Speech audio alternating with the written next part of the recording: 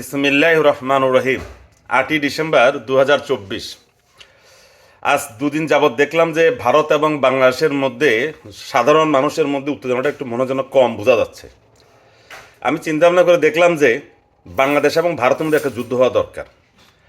তো এই কথা যাওয়ার আগে প্রথমে আপনাদেরকে শুভেচ্ছা এবং অভিনন্দন জানাই যারা বাংলাদেশ এবং বাংলাদেশের বাইরে থেকে আমার এই ভিডিওটা দেখছেন।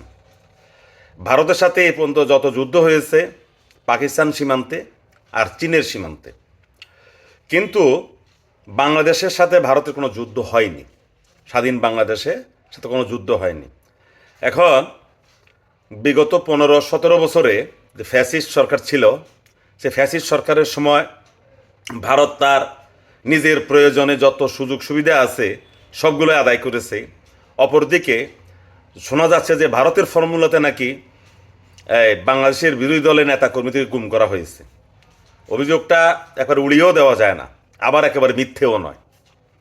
তো এত কিছু যখন হচ্ছে এবং ভারতে বাংলাদেশের দূতাবাসগুলোতে হামলা হয়েছে, আমাদের সাধারণ মানুষের যা দেখলাম মনোভাব যে তারা ভারতের সাথে একটা যুদ্ধ চায়। তো আমি চিন্তা ভাবনা করে দেখলাম যে না, একটা যুদ্ধ হওয়ার দরকার আছে।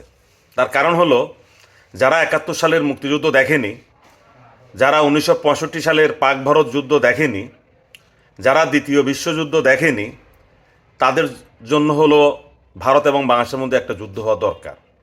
এবং যুদ্ধটা প্রত্যেকটা সেক্টর হওয়া দরকার নাই।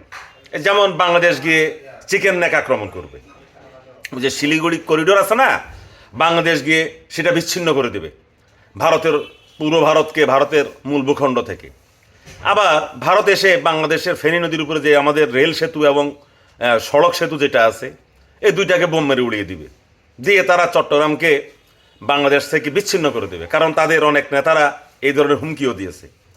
আর পক্ষান্তরে আবার আমরা বাংলাদেশকে চিকেন নেক বা শিলিগুড়ি করিডোর বিচ্ছিন্ন করে দেওয়ার জন্য হুমকি দিয়েছি। যে চিন্তা করে দেখলাম যুদ্ধটা প্রত্যেকটা সেক্টরে করে লাভ নেই, অন্তত এই দুইটা সেক্টরে একটা যুদ্ধ হওয়া দরকার। তো যুদ্ধ হলে আমরা বুঝতে পারবো আসলে আমাদের বাংলাদেশের মানুষ, আমরা মুখে যা বলি আমাদের দেশপ্রেমটা কোথায় থাকে। কারণ ইতিমধ্যে গত 2-3 যাবৎ সংবাদ পেলাম বাজারে নাকি সয়াবিন তেল উদাও। কারণ রমজান এখনও 2-2.5 মাস আছে, এর মধ্যে সয়াবিন তেল উদাও। করোনার সময় দেখলাম 3 টাকা 5 টাকার মাস্ক 50 টাকা 150 টাকা বিক্রি হয়েছে। 50 টাকার ডেটল স্যাভলন উদাও হয়ে গেছে, 150-200 টাকা দিয়ে বিক্রি হয়েছে। ব্লিচিং পাউডারের দাম, সেটাও আমরা এক ধাক বাংলাদেশের, আমরা যারা প্রতিনিয়ত রাসূলের উম্মত দাবি করি, মুমিন মুসলমান দাবি করি, ব্যবসায়ীরা, আমরা তাদের কার্যকলাপটা দেখলাম। এতে আমাদের শিক্ষা হয় নাই। তো চিন্তা করলাম যে যদি একটা যুদ্ধ হয়, আমরা দেখতে চাই কি রাতারাতি কি বাজার থেকে চাউল ডাউল উদা হয়ে যায় কিনা, তারপরে শয়ে শয়ে লোক মারা যাবে। বর্তমানে মসজিদগুলোতে যে কবরস্থান আছে এখানে তো জায়গা হবে না। অন্যান্য মুসলিম ভাইরা তাদের যে নিজের বাগান বাড়ি আছে সেখানে অন্য আমাদের যেসব মুসলিম ভাইরা যুদ্ধ করতে গিয়ে নিহত হবে তাদেরকে কবরের জন্য জায়গা দেয় কিনা, এটাও একটা পরীক্ষা হয়ে যাবে। তারপরে যারা কাফনের কাপড়ের ব্যবসা করে, তারাও কাফনের কাপড়ের ব্যবসাটা কিভাবে করে, কি ন্যায্য মূল্যে কাফনের কাপড় বিক্রি করে না এটা কয়েক গুণ বাড়িয়ে দেয়, এটাও একটা দেখার বিষয়।